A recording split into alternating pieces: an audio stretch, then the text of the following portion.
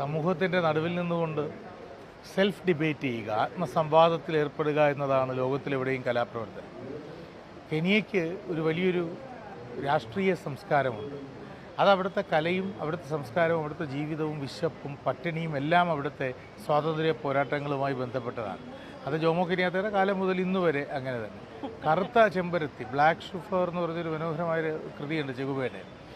അപ്പോൾ കഹ്യൂവിൻ്റെ സിനിമകൾക്ക് ഈ ഒരു ബ്ലാക്ക് ഷൂ ഫ്ലവർ എന്ന് പറയുന്ന ഒരു കണക്ടിവിറ്റി ഉണ്ട്. That is a combination of both black and red together, where the life and revolution joins together. That's what I talk to dum.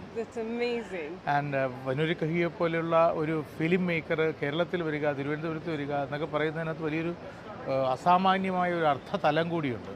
അത് ഈ ഉള്ളിൽ കൃത്യമായ മാറ്റി നിർത്തപ്പെടുന്ന മനുഷ്യരെ ചേർത്ത് പിടിക്കുന്ന ഒരു സാംസ്കാരിക ബോധമുള്ള ഒരു നാടാണ് കേരളം. That is